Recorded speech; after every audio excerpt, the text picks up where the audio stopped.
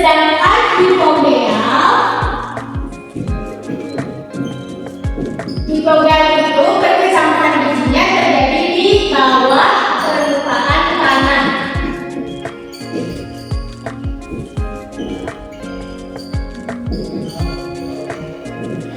Nah, kalian sudah dapat membedakan kan apa sih perkecambahan biji epigeal dan juga hipogeal? Sudah? Nah, kali ini Ibu akan bertanya kepada kalian. Sebelum Ibu menjelaskan materi mengenai proses perkecambahan biji epigeal, Ibu ingin bertanya, menurut kalian apa sih biji itu? Bagian dari tumbuhan yang berfungsi sebagai alat perkembangbiakan. Ya, betul. Kalau menurut Kirsa gimana biji? Biji itu embrio atau tumbuhan kecil, awal mula kehidupan sebuah tanaman. Iya, betul. Nah, selanjutnya bagaimana sih biji itu bisa berkembang menjadi sebuah tanaman? Karena apa? Menyerap air, Ya, betul. mengaktifkan enzim Iya. yang memecah cadangan makanan. Iya. Embrio mulai tumbuh, Iya, selanjutnya akan tumbuh menerus biji. iya, betul. Nah, semua jawaban yang kalian sebutkan itu betul bahwa benih itu adalah awal mula proses kehidupan sebuah tanaman. Nah, kalian pasti bertanya, Ibu, apa sih tujuan kita mempelajari proses perkecambahan biji ini? Apakah penting untuk kehidupan kita? Nah, tentunya dengan kita mempelajari proses perkecambahan biji ini memiliki beberapa tujuan. Yang pertama, tujuannya adalah kita dapat mengetahui atau memahami mekanisme pertumbuhan tanaman.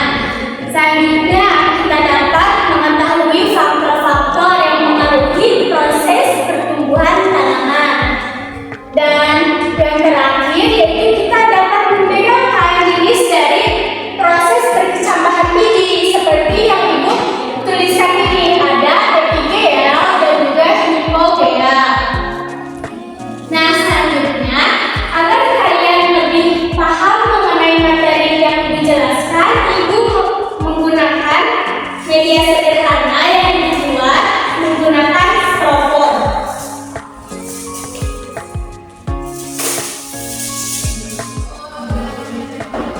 Nah, dalam media ini ada beberapa gambar ya.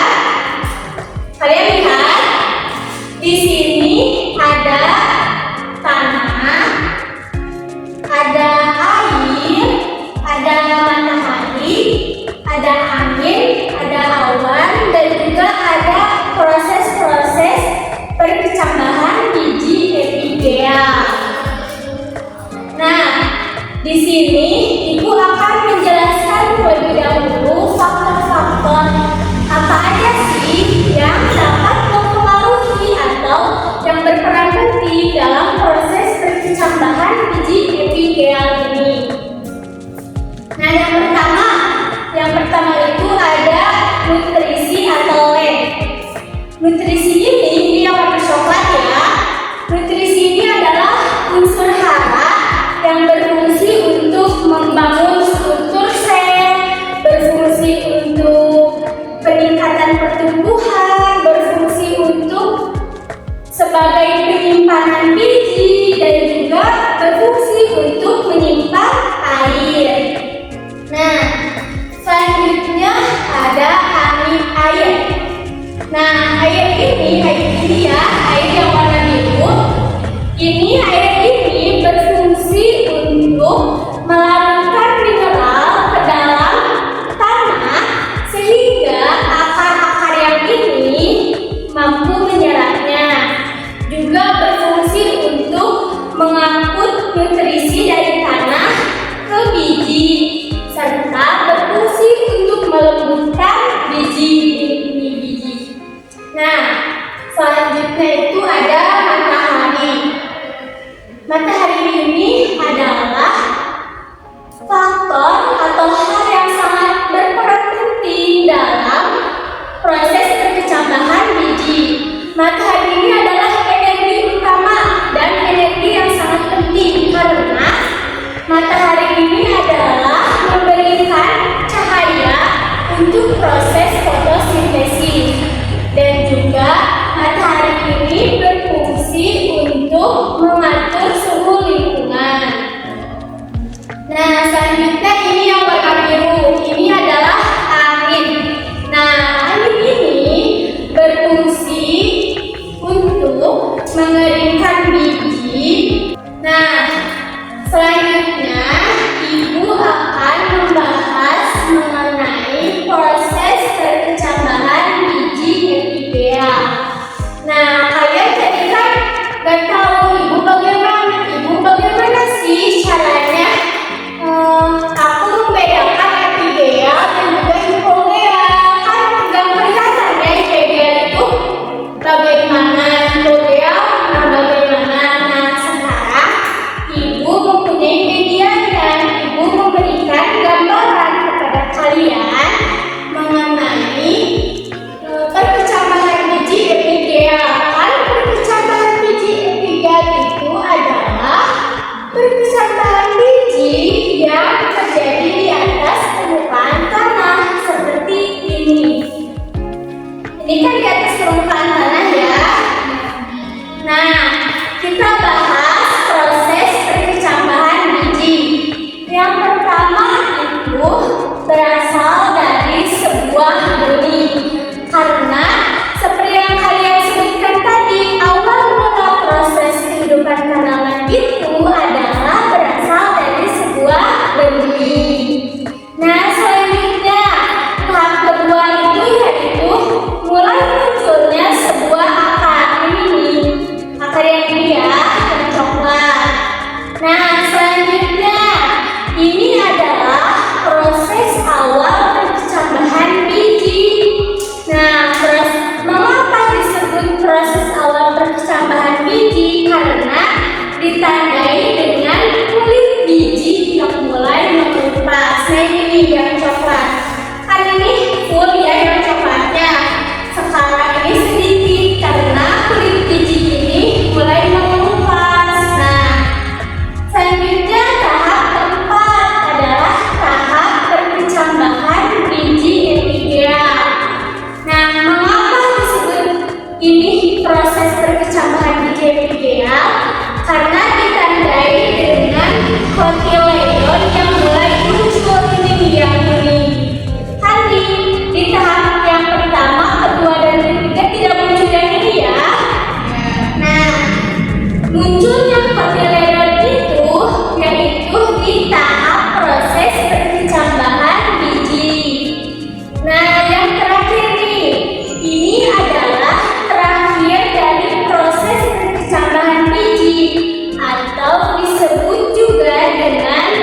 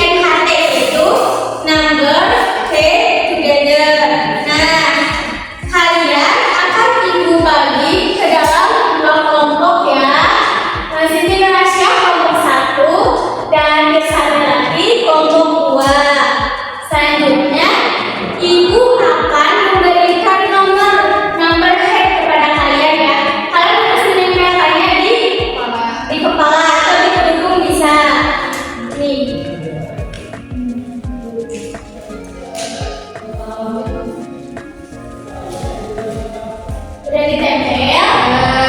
Nah, selanjutnya untuk mengevaluasi atau mengecek pemahaman kalian mengenai materi yang tadi sudah Ibu bahas. Ibu belum bahas apa aja sih?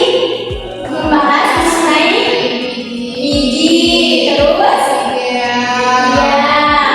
terus proses ya, proses perpisahannya, terus juga ada faktor-faktornya. Nah, agar pemahaman kalian itu lebih mendalam gitu ya mengenai proses perkecambahan biji, Ibu akan memberikan soal kepada kalian. Ibu memberikan waktu sekitar 2 menit untuk kalian mengerjakannya.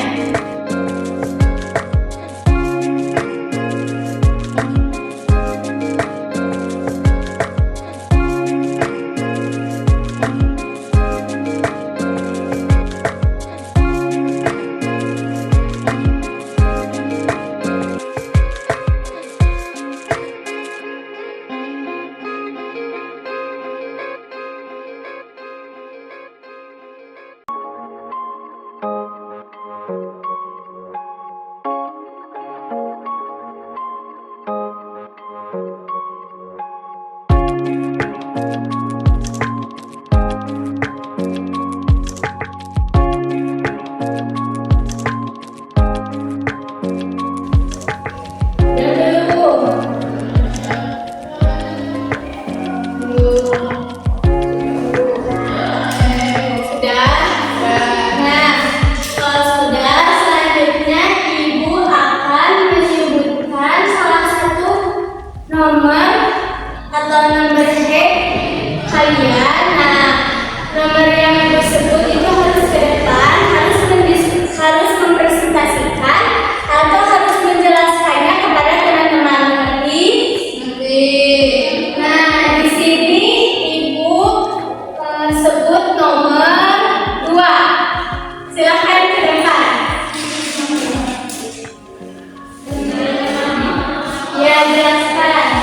Jangan lupa suaranya. Sebutkan dan jelaskan proses perkecambahan biji. Yang pertama, berasal dari sebuah benih. Yang kedua, mulai terbentuknya sebuah akar. Yang ketiga, tahap awal perkecambahan biji ditandai dengan kulit biji yang boleh mengelupas atau pecah. Yang keempat, tahap perkecambahan biji yang ditandai dengan kotyledon mulai tumbuh.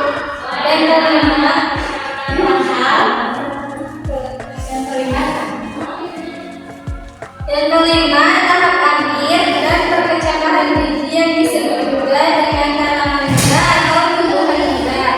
Ya, bagus. Kasih bujuk. Jempol kanan, jempol kiri digabungkan. Bujuk. Jempol kanan, jempol kiri digabungkan. Bujuk. Jempol kanan, jempol kiri digabung jadi bujuk. Kanan kiri kasih bujuk. Bujuk. Silakan. Nah, betul ya. Ibu kan di situ mempercayakan, sebutkan dan jelaskan proses perkecambahan biji. Nah, tadi kan proses perkecambahan biji itu yang pertama itu ada sebuah benih. Yang mana? Yang paling kecil. Benih. Selanjutnya Mulai terbentuknya sebuah sampah. akar. Yang mana akarnya? Yang juga Benih. Selanjutnya yang ketiga apa? perkecambahan ditandai dengan kulit yang mengelupas. Yang mana yang warna apa? Warna coklat. Selanjutnya ini tahap apa?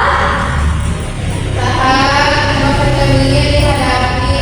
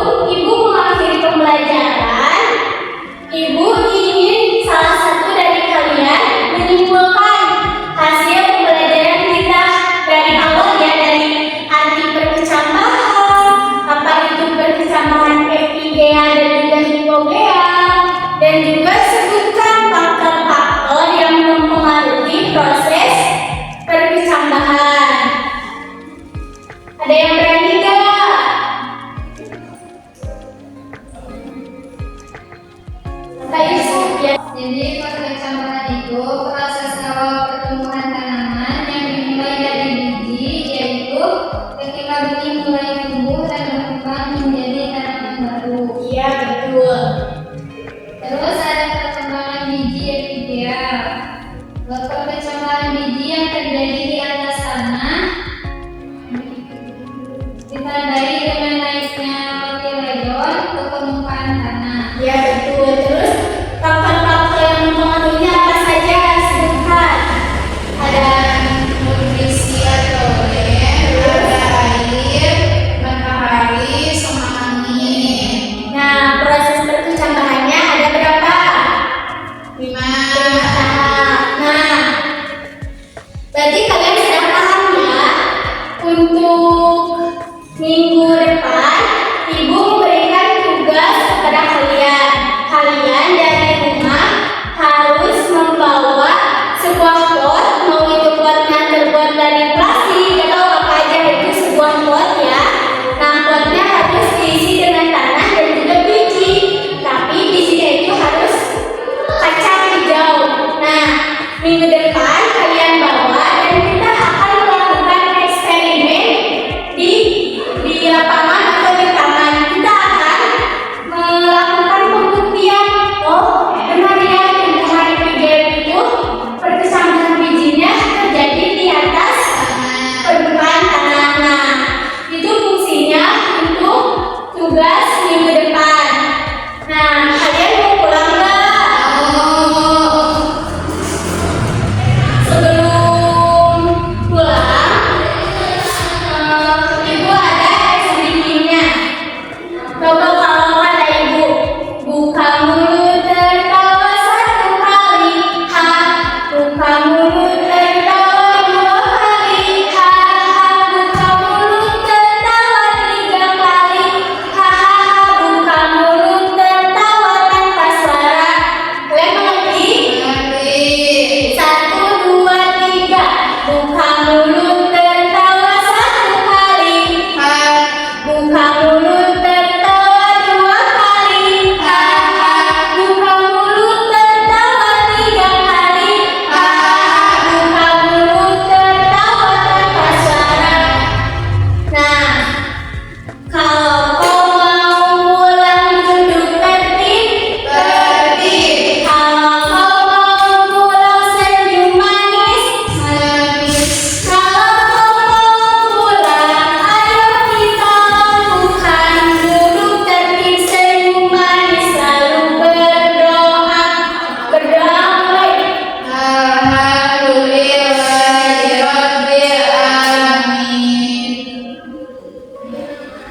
Baik, mungkin sekian pembelajaran kita kali ini. Semoga ilmu yang Ibu berikan kepada kalian itu bisa bermanfaat dan juga bisa terus kalian ingat sampai kapanpun. Kata dari Ibu, terus semangat belajarnya, jangan pernah bosan atau jangan pernah merasa cukup dengan apa yang kalian miliki sekarang. Tentunya dalam hal ilmu, kalian harus tetap merasa haus, merasa tidak cukup akan ilmu, sehingga kalian akan terus belajar, sehingga Ibu ingin kalian bisa menjadi seseorang yang lebih dari Ibu. Bisa Ibu menjadi guru, kalian juga harus menjadi kepala sekolah atau kepala dinas pendidikan, kayak gitu. Mungkin